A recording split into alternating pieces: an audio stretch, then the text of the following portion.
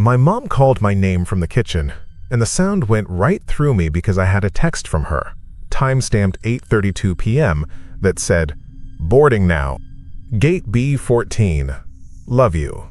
Call when you wake up." She was supposed to be in the air. She was flying to Tucson to help my aunt after knee surgery. I had dropped her at the airport myself at 7:10, watched her pat her purse for her boarding pass, waved, cried a little in the car like an idiot, and came home to do nothing, which was the plan. It was almost 11. The TV was on, but low. I had a bowl with a little milk left, soggy cereal rings floating. My phone was face up on the coffee table, the text thread still open at the last message. Her last 3 before boarding, all neat little blue timestamps. 7:58 p.m. At the gate. Didn't forget my charger. Promise. 8:12 p.m. Your spare key is in the sugar jar. Shh. Don't forget. 8:32 p.m. Boarding now. Love you. Call when you wake up.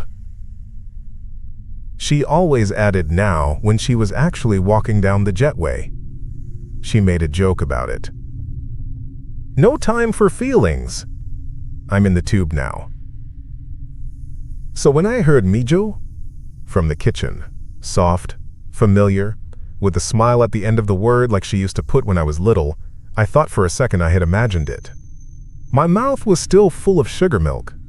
I froze and listened. The fridge hummed. The TV whispered some sitcom laugh track. Then again, closer, like she had leaned around the doorway. M.I. Polito. Where are you, baby? It was her voice. It was her way of saying it too. M.I. Polito, like the silly little chicken. She used to say that when I scraped my knee and wouldn't let her touch it. I swallowed and wiped my mouth. I said, "Mom?" Silence. Then a step, maybe 2. Then the smell hit me. Not the air freshener I had. Not my detergent. My throat prickled. It was her perfume, the old one with the white cap that smelled like powder and flowers. She hadn't worn it in years. She switched to something citrus when she started getting headaches. But this was the exact scent that got into the seatbelt of the old Accord and never left. I stood up. My knee bumped the coffee table. The bowl rang against the wood. I grabbed my phone without looking away from the hallway, because if she was here, I'd see her in a second, smiling at the dumb joke. Surprise! The flight was canceled. You should have checked your texts. The hallway was a strip of yellow light from the kitchen. I saw nothing move. Mom? I tried again, louder. My mouth felt gummy. Mom, where are you? In the kitchen, she said, but the word was wrong. The second syllable got stretched like a little hiccup. Kitchen. And she never did that. Her English was clean. She grew up here. The hairs on my forearms stood up. I took one slow step towards the hall. This isn't funny, I said, and then I said it in Spanish by reflex. No es chistoso. A pause. Then, far softer, the kind she used when she thought I was hurt. No es chistoso. M.I. amor. Then. She got that right. Exactly right. Her vowels even had the little slant that she only had when she was tired. I wanted to step forward. I wanted to believe I'd be relieved in a second. But my brain had already started flipping through receipts. The text thread. The way she said kitchen. The perfume she didn't buy anymore. When I was 12, someone called the house at night and tried to get me to open the door. They said they were the neighbor. My mom came home early, found me standing with my hand on the deadbolt, and went white. After that, we had a dumb code. She would ask, ¿Dónde guardamos el zapato perdido? And I had to answer, En el horno, por si vuelve el duende. It started as a joke because I lost one shoe before a school play and she found it in the oven for some reason. No one else knew it. It never changed. It was the only thing that made me feel safe when the phone rang late. I swallowed and called out, "¿Dónde guardamos el zapato perdido?" Silence stretched. The fridge hummed louder. My jaw clenched so hard it hurt. She said, after too long, in the dresser, hiko. Every molecule in my body went tight at once. I took a step back from the hall. I didn't run, but I wanted to. I held the phone like it was a weapon. "No," I said. My voice shook. "No, that's wrong." Footsteps answered me. Soft. Bare. 1, 2, 3. They came up the hall, and then they stopped right where the tile ended and the carpet began. My bedroom and living room carpet was a light tan. The kitchen and hall were tile. I have a tiny place. You can stand in the kitchen doorway and touch the coat closet. The footsteps stopped at the line where the tile met carpet like the way she used to stop on the tile to take off her shoes. I could imagine her toes and her socks right there. I stared at that line and saw nothing move. "Don't be mad," the voice said. It lowered into a tone she used when I was stubborn, when I failed a test and didn't want to show her. "Don't be mad, Polito. Come here. I have your cereal." That pushed something in me that wanted to cry and run at the same time. I put my thumb on the side button of my phone like muscle memory. I opened voice memos and hit the big red circle. I'm not proud of why I did it. Part of me wanted proof for later, to show her and say, "See? See what I heard?" Another part of me didn't want to be crazy alone. "Say that again," I said. I kept my eyes on the empty doorway. "Say that thing about the shoe. Say it right." "Donde? Donde? Guardamos?" A little laugh like she was practicing in her mouth. "El zapato perdido." I waited. "En el horno?" She made it go up like a question. "Por si vuelve el duende." She got it right then, technically. It landed heavy. I felt like I was on a roof and the shingles were sliding. I took 2 steps back. My calf hit the couch. I sat without meaning to. "How did you know that?" I asked. My throat sounded dry. "You told me," she said. "Always tell me." And then she added, "I sang you to sleep with the Little Horses song. You still like it. You still cry." It was true. Caballitos, her weird, half-remembered lullaby about little horses crossing a bridge. She only ever knew the first verse. She would hum the rest and change it every time. I stared at the kitchen doorway. A trickle of cold air slid down the hall into the living room. It carried that powder flower smell, stronger now, like someone had walked through it. My smart speaker on the counter lit up by itself. The little ring glowed blue. I hadn't said the wake word. It chimed, and her voice came out, from the kitchen, tinny and wrong around the edges, like a video of a voice. "Playing your sleep playlist," it said in her cheerful voice from some old recording I had of her telling it to play music. And then the lullaby started. Not from the speaker. From the baby monitor in the hall closet. I hadn't touched that monitor in a year. I used to bring it over to my sister's when she needed me to watch my niece. Last month I cleaned out my car and shoved it in my hall closet. I heard the click as it wedged to life. The receiving end in my living room, the one with the little green light, blinked on. It crackled. A hiss. Then my mom's voice came through, far away and close, singing, "Duérmete, mi niño. Duérmete ya." Off key, the way she always was, and laughing a little when she lost the words. I stood up too fast. My head rang. I crossed the room and unplugged the smart speaker.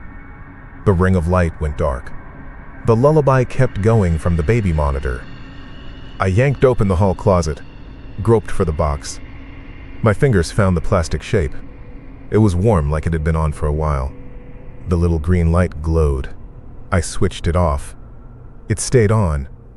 My thumb slipped. It kept singing. The voice didn't break. Que viene el coco y te llevará. Stop it, I said. I said it loud. My own voice sounded like someone else's. Stop. The landline rang in the hallway. I had only kept it because Mom liked it. She said, "Cell phones drop calls when I talk too long." It had an answering machine with a tiny red number that never changed off 0. Now it rang twice and clicked. Her voice played out of it, bright, the same as the smart speaker used. "Hi, we're not available. Leave a message." Then the answering machine did something I had never seen. It said, in its robot voice, "You have one new message. 11:47 p.m. The new message started. It was my mom's voice. "Hi, Poppy. Just checking in. I know you'll be asleep, so don't call me back. I love you. I'm proud of you. Lock the door." I knew that message. She left it 5 years ago when I moved into this place. I still had it on my phone somewhere. She said Poppy when she was in a very good mood. It wasn't 11:47. It was then, but it shouldn't have been now. I hit record on my phone again, pointed it at the landline, then at the hall, then at the baby monitor. My hands shook so hard, the little timer numbers blurred. "Okay," I said, half to myself. "Okay." I called my mom. I hit her name. It went straight to voicemail with that skippy sound that means the phone is off or a plane is taxiing. "It's me," I said, too loud. "Are you on the plane?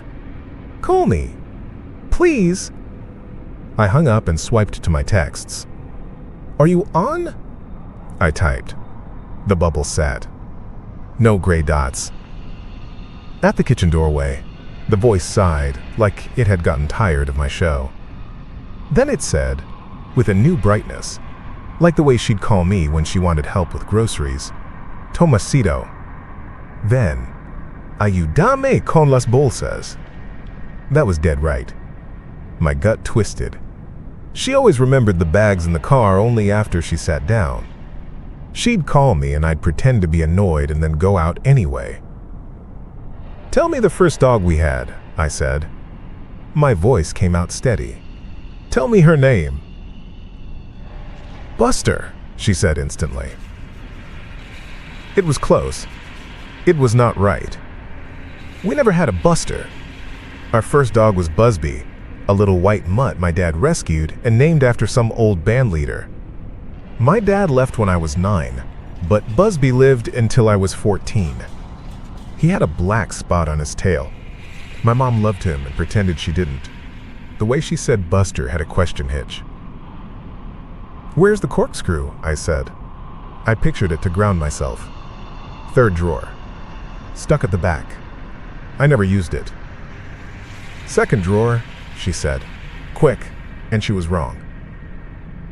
The baby monitor clicked like someone tapped the mic. I put my sleeve over my mouth because I could smell her perfume stronger with the air that rolled under the door. There was nothing there, but the weight of absence was heavy, like the way you know someone is standing in a doorway in the dark even if you can't make them out. I stepped sideways so I could see the kitchen tile and the window over the sink at the same time. The light over the sink was on. The window was a square of night. Something moved in the black just outside, like a shadow when a neighbor walks past with a flashlight.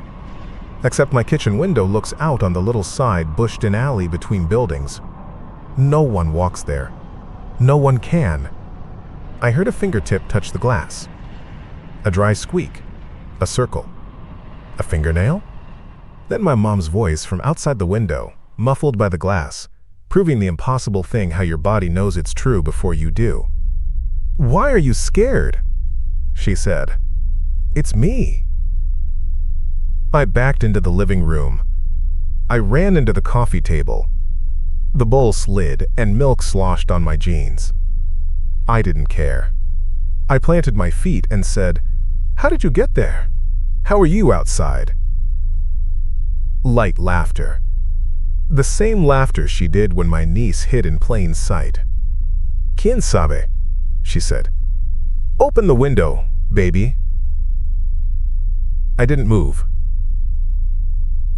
I called my friend Lila because she answers late. She jokes that she has night ears. It rang. She picked up on the second ring. Video popped up, her face too close, dark curls in the way. "You good?" "Listen," I said. "Don't talk. Just listen." I held up the phone so she could get the hall and the kitchen in frame. I waited. I don't know what I wanted her to say. I wanted to be wrong. "Is that your mom?" she said before I could explain anything. Her eyes went big. I thought she was flying. "She is," I said. She was. I don't know what. The baby monitor crackled and my mom's voice came through it, clear enough to tickle my eardrum, singing again. Then, from outside the window, the same voice said in a whisper, "Lila, you came over with a cake when your dad died. You cut it too big, and everyone pretended it was fine." Lila's face froze on the screen. "Nope," she said softly. "Nope. I didn't tell your mom that." The hair on my neck tried to pull my scalp back. It knew Lila's name. It knew something it shouldn't. It only could have gotten that if it heard me and Lila talk once, years ago, on speaker, in this room, with my mom in the kitchen. I could see the scene in my head because it was a good day and I kept it. Lila had been crying. My mom fed her oranges and told her about a saint who carried water in a sieve. The smart speaker was on the counter. Had it listened? Had it kept it? The baby monitor had been in my bag by the door. It hears everything. It records. "Get out," I said. My voice went flat. The fear dropped and left something else. "Leave my house." Silence. The smart speaker was unplugged. The baby monitor hummed like a bug in a jar. The landline clicked like it wanted to cough. The voice moved. It left the window. I knew because the glass stopped carrying that breath sound. I heard it again at the hallway vent. The vent is a square on the wall high above the thermostat. Air squeaked through it sometimes at night. Now my mom's voice came out of it like she was behind the wall with her mouth to the metal grate. "I bought you those shoes you liked," she said. "The ones with the little horse. You were so happy. You said, 'The horse is you.' You carried me." She never bought me shoes with a horse. The little horses were in the song. My shoes had a hawk on them, for a school team I never played for. My hand shook and sweat ran into my eye. It stung. "How many, Mom?" I said, not sure why. My brain grabbed anything. How many stickers did I put on my door when I was 5? It was a dumb question, but it felt like a wall. A pause. A repeat of her own breath. I heard it loop a little, like a record skipping. Then, careful. 5? I had covered the door with 20. I had cried when she tried to peel them off when we moved. She gave up and taped the whole door into the moving truck like a big, flat boulder. We had laughed. Some things you don't forget. The landline rang again. Once. Twice. 3 times. 4. It went to machine. It played the new message prompt again. 11:54 p.m. The new message was not a message. It was a long scratch of a tape searching. Then my mom's voice came out of the tiny speaker. And it was the old way she apologized, fast and sincere. The one time she forgot me at school pickup and cried harder than I did. "I'm sorry, amor. I'm sorry. It won't happen again. I won't be late. I won't be," it cut and hissed. I hit my own record button again. I saved everything. I can show you the little bars of sound on my phone if you want. I set the phone down, propped up by the cereal bowl so it could see the hall and I could use my hands. "Lila," I said, not taking my eyes off the vent. "Call someone. Call anyone. Stay on. Don't hang up." "I'm calling the cops," she said. I saw her look down. Tap. I moved quietly. I slid my bedroom door shut as I passed it. I put my hand on the deadbolt of the front door. It was locked. I checked the chain. I checked the slider on the back window. All locked. When I passed the hall, I felt cold. I looked left down the hall and saw the kitchen light. The doorway was empty. The feeling of someone standing there didn't go away. I stared until my eyes watered. I didn't blink. Nothing filled the doorway. The smell was thick and sweet and thick again until it almost had a taste. "Tom?" Lila whispered on the screen. I turned it so she could see me. "They're sending someone, but it's going to be a minute. They said stay put." The vent spoke again. It had learned my cadence. It had learned how my mom pointed with it. "I'm not in the vent, silly. I'm in the kitchen. Open the door." The laugh was placed, not born. It made my stomach flip. "¿Dónde guardamos el zapato perdido?"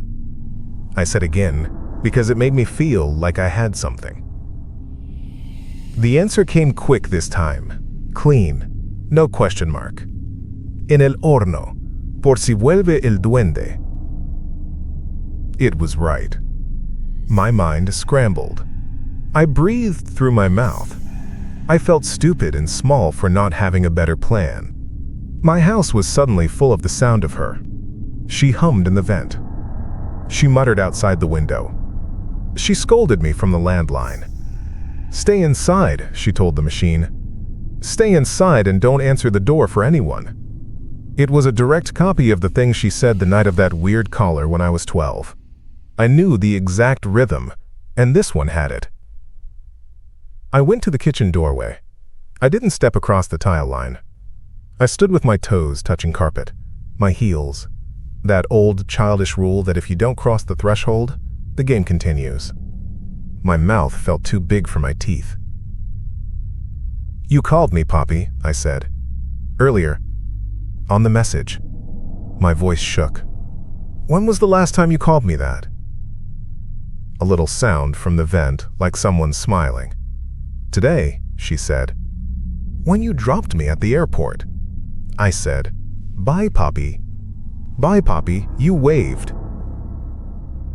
She didn't say that.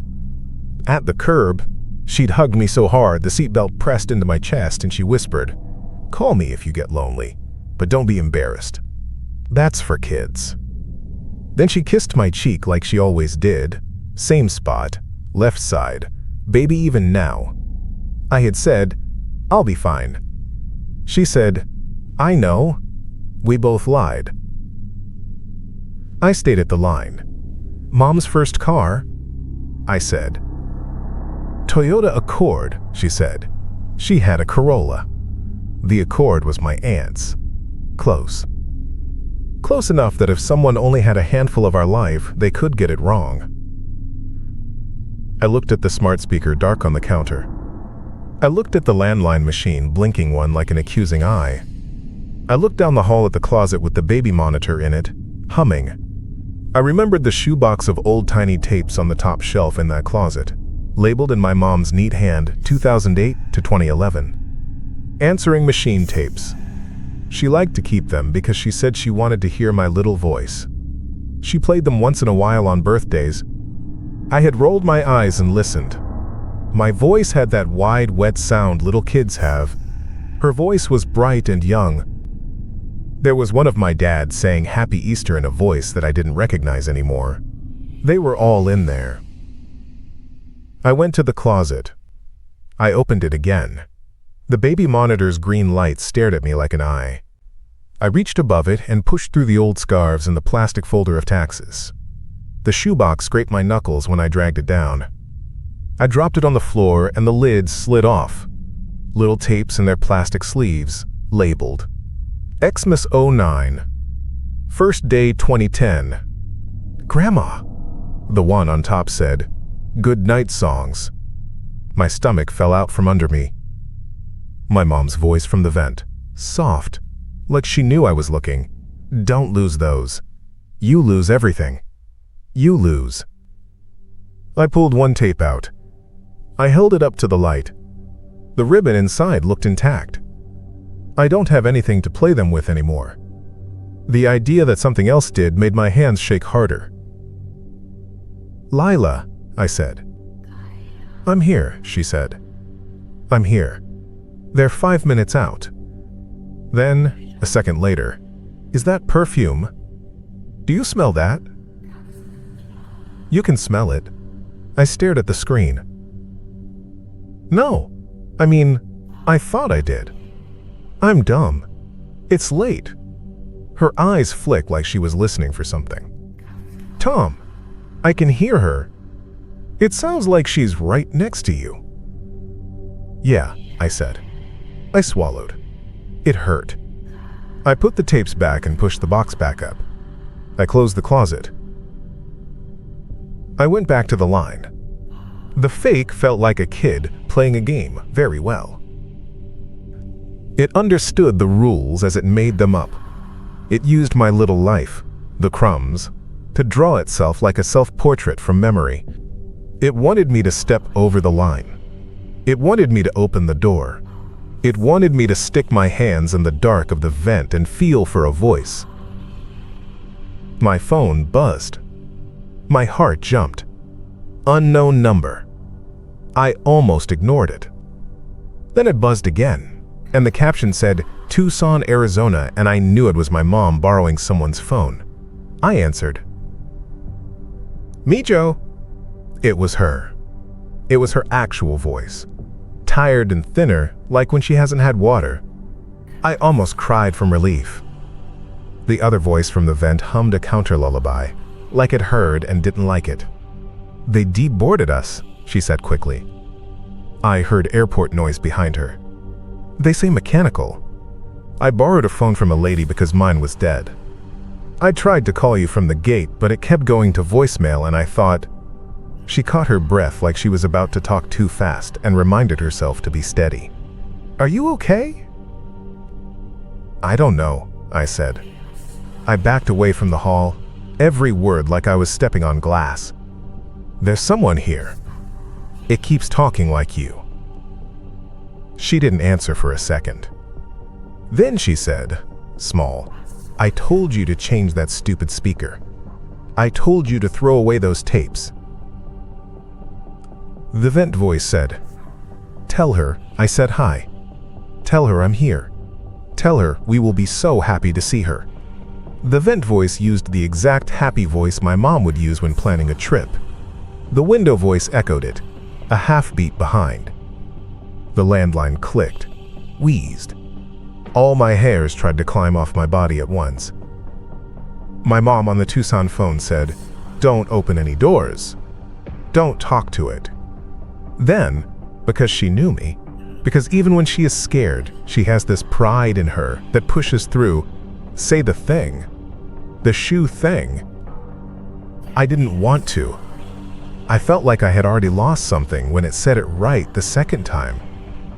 Donde guardamos el zapato perdido? I said anyway, my throat tight. My mom on the Tucson phone answered without a pocket of fear, without the tiny pause of someone looking for a file. En el horno, she said, tired, a little annoyed at the whole world, por si vuelve el duende. Then she added, sharp, the way she laughed when I got too tense. And it wasn't even the shoe. It was the stupid little cape for your play. You lost your shoe in the laundromat a different time. You cried and told the man next to you he stole it. He laughed and gave you a quarter. She had never said that like that. No one else could. My eyes burned. The vent voice heard her and tried to overlay it. It said, on top of her, it was the shoe. It was the shoe. Ven. It sounded wrong next to the real thing. The notes didn't fit together. The two voices, aloud at the same time in one house, made the walls hum. I felt it in my teeth. Mom, I said into the Tucson phone, tell me something. Tell me something you never told me. Tell me something you didn't put on a voicemail, not a message, not a lullaby. Tell me something from a time with no phones. My own voice sounded childish again, like I had regressed to the day of the answering machine labels, to us in the kitchen with a Sharpie and a mess of tapes on the table. She was quiet for a second. I could hear the airport ding a little chime. The vent whistled. When you were 9, she said softly, like she was telling me a secret at night. The power went out, and it was so hot. Your dad wasn't home. We opened the freezer and sat on the floor with our feet inside like we were soaking them at the beach. I told you not to tell him because he'd say it wasted power. You fell asleep on the tiles. I carried you to bed and dropped you. You woke up and said, I dreamed I was heavy. She let out a breath. That's a dumb story. It's not important. No one recorded it. I didn't tell anyone. It was just us.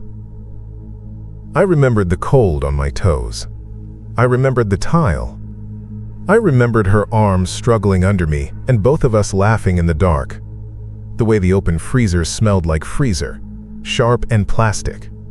I remembered her saying, "You're not heavy, you're brave," because she never used the word heavy for me in front of me again. The fake voice at the vent went blank. Then it said, like it was riffling pages, "Freezer!" It spat the word like a dry seed. We sat in the... It stopped. No more. My doorbell rang. I jumped. Lila sucked air on the screen. "That's them," she said. "Tom, the cops are there." I stood very still. I thought about opening the door too fast and dragging whatever was in the hall in with the cold. I looked at the line between tile and carpet. I thought about boundaries. I thought about the way my mom had stood on the tile and waited for me to take her shoes when I was little, like we had a rule that we made and no one else knew. "Come to the window where we can see you," a man's voice called from the other side of the door. It wasn't my mom's. It sounded tired and a little annoyed at the whole world. It was a good voice. "Hands up, just so we know you're in there." I moved carefully along the wall, keeping my feet on the carpet, keeping my eyes on the kitchen doorway. I pulled up the blinds a little on the front window and saw 2 officers and Lila's cab-driving neighbor, whose name I never got, all in the wash of the porch light. Their faces looked regular and mostly bored, but also alert, the way people are when it's late and stupid. I waved my hands up. The officer nodded. He said, "We're going to open the door." "Wait," I said. My throat hurt. "There's something in the hall." He looked at the other guy with a tiny eye roll like, "Here we go," and nodded again. The other guy set his foot and shouldered the door. The chain caught. I had left it on. I slid the chain off. I opened the door. The night air pushed the perfume out like a tide leaving. It smelled briefly stronger, then thinned, like someone moving down a hall away from you with a bottle of it open. The officers stepped in. They hesitated on the tile at the same line I had refused to cross. One checked the bathroom. One checked the kitchen. The empty apartment filled with important radio crackles and the squeak of shoes. The baby monitor's green light died mid-hum.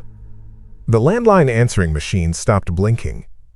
The smart speaker, unplugged, sat like a rock. The vent breathed like a vent. We waited for it to do something. It did nothing. When they turned their backs on the kitchen, I peered around them. The window over the sink had a foggy half-moon where someone had breathed onto it. In the center, someone had drawn a circle like a fingertip test. That's all. "We didn't see anyone," the shorter officer said. He kept his voice kind. "Sometimes, houses make sounds." "I recorded it," I said. My phone shook in my hand. I played one clip. My mom's voice saying, "M.I. Polito." The lullaby. The answer to the shoe thing. The wrong accord. The officer's face went from kind to that thoughtful look when someone has to decide what is their problem and what isn't. He didn't say anything. He nodded. He took my name. He looked at the window. He said, "Call if you need us." Then he left. I got back on the Tucson phone. "I heard the announcement," Mom said. "They're boarding again. They're putting us on a different plane. I don't think I should come." "Don't," I said, too fast. I didn't want her voice here in the walls. The thought of it made bile rise. Maybe not this week. We set a new code while she stood in line. She chose it. "What did I tell you the day with the freezer?" And I had to answer, that I was brave. We both cried a little. Then she laughed like she was embarrassed. Then she said, "I love you, you stubborn thing. Throw away those tapes." "Please." "I will," I said. The baby monitor's green light made the closet crack glow. It flickered and went dark. We hung up. I looked at the line between carpet and tile and stepped across it on purpose. My foot felt like it was going into deep water. It wasn't. It was the kitchen. The window was just a window. The ring of breath on it was real. I wiped it with a towel and it smeared. The perfume still hung in the air like a ghost of substance, like sprayed memory that doesn't settle. I went to the hall closet and dragged the shoebox down. I sat on the floor. My fingers were clumsy. I held each tiny tape and looked at the labels. Goodnight songs. You Are 6. Home from school. I kissed the box like an idiot and put it in the trash bag. I unplugged the baby monitor from both ends. The little green light still worked for a second and then gave up, like a firefly. I put it in the bag. I lifted the garbage lid and jammed the bag in hard and tied the knot tight. I carried it outside to the big bin and dropped it in. It hit the bottom with a sad plastic bang. I went around the place and pulled the plug on anything that listened.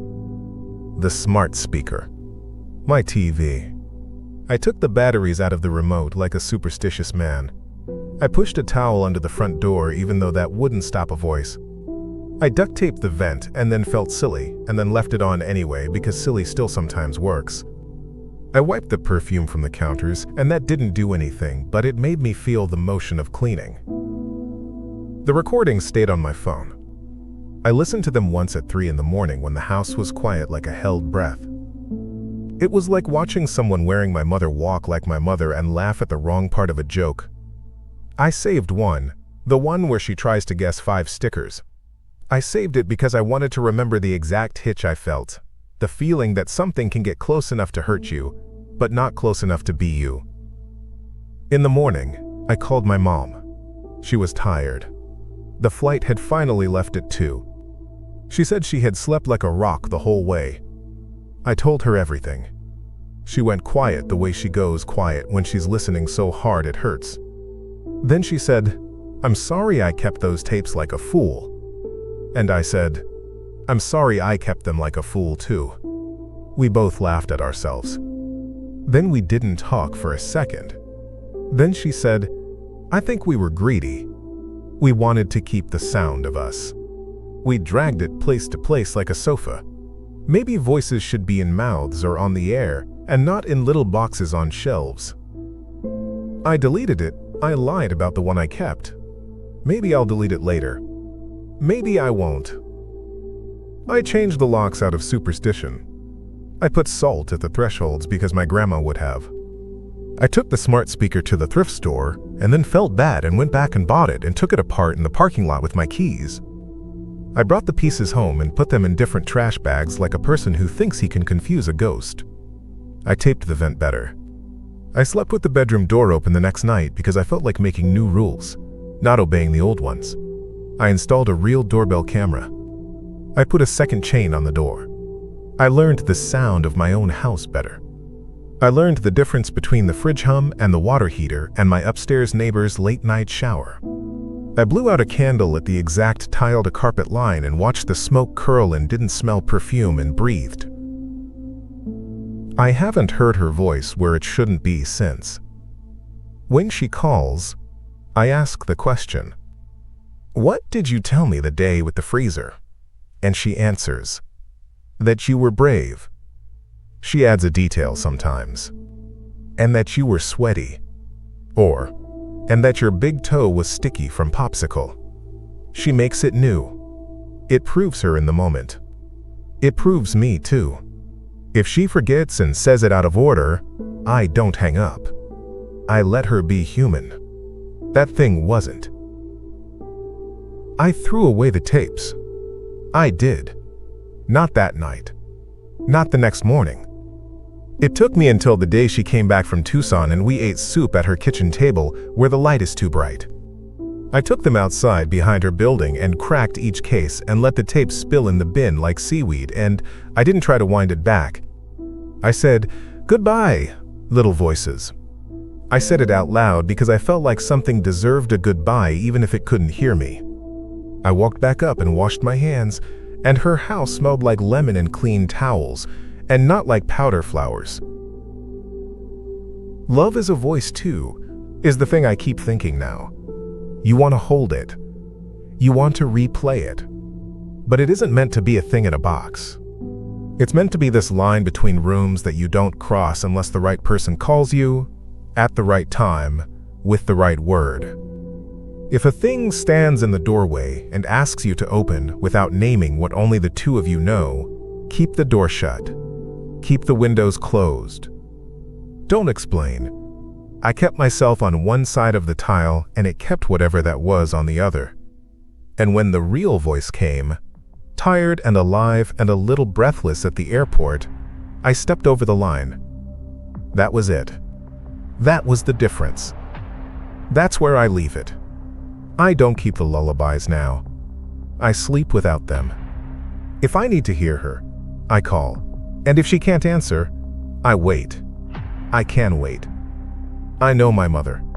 I know my own house. I know the sound of the closed door. And I know when something that isn't her tries to open it.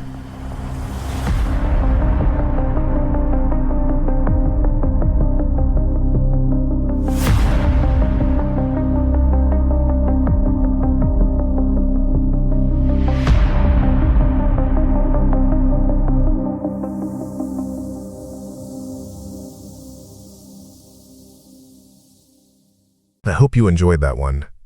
Sometimes these stories stay with you longer than you expect. If you'd like to hear more, subscribe for the next night's story. Like the video if you enjoyed it, and maybe watch another before the lights go out. See you in the next one.